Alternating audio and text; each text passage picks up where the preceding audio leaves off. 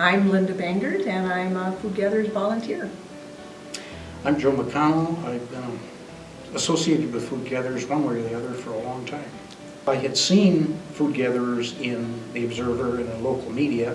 I wanted something that involved just like lifting stuff, doing what people told me to do. I'm really kind of sick of management. So that sounded good, and I came and took a volunteer training and did a little running here and there. Spent a lot of time in the truck.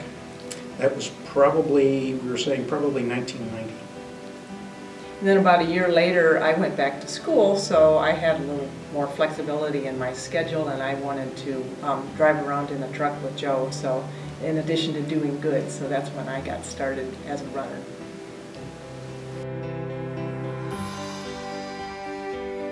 The thing that I found very interesting about them is that we were constrained because there was no storage space. So you filled up the truck, and then you had to creatively determine how to give the food to the different organizations to end up with an empty truck. And there were some organizations, their bagels just weren't going to cut it, and other ones who liked cakes and things like that. So we'd say, we got these bananas, we think it should go to this particular, organization and this particular organization to empty up the truck.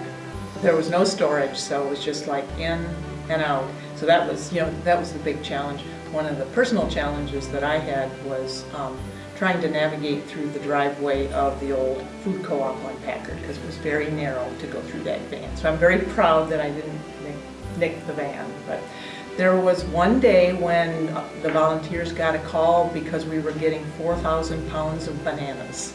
And so there was no place to store them, so we had to think creatively about where those bananas were going to go. I don't know if you remember where we sent them, but we were, reaching out, saying, well, who in Wayne County, we were dealing with Wayne County at the time, could use bananas and making phone calls. I think the eventual outcome of that was a flow of bananas from Jackson, which is where they were, to Detroit.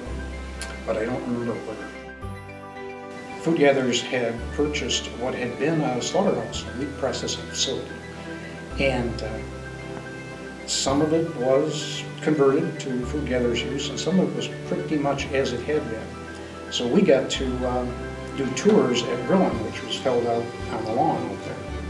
And we would walk people through and explain, how Food Gatherers had transformed this and how we had this wonderful cooler space now that we didn't have before, and what could we do with those 4,000 pounds of bananas that we'd gotten before we had space, when we could put them here for a little while, give them away. And we walked around, and then the finale of the tour was a big storage area, and we told everyone that this had been a meatpacking slaughterhouse place, and that's why it was really, a good place for Food Gatherers to be in terms of physical plant, but that this had been the kill room.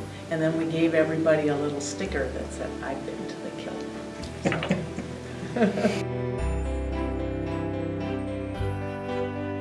A wonderful dynamic of people who were really trying to think creatively and get around the constraints of no space and trying to move things. And so just watching it grow from the building behind Zingerman's to this space, and turning this from a slaughterhouse into cooler space. I remember the excitement about, just having space to store stuff for a few days so that you could then, have more flexibility in terms of where that food was going to go was really exciting. the thing that constantly impresses me is this facility. I've worked for multi-million-dollar companies whose headquarters isn't as tuned to what they do as this. This is a big deal. I'm not really surprised by anything because of the tremendous passion and management that this place has. But I'm impressed incredibly by this facility, for example, and the numbers on this board behind us. When it started out, it was a tiny, tiny little thing with a couple of people in it, but the mission was, we want to feed everybody. The director at that time said that repeatedly. Without any qualifications, not right. Everybody in Ann Arbor, or everybody in Washington County. Everybody. Everybody. that's certainly been carried on. I see that going on today. Yeah.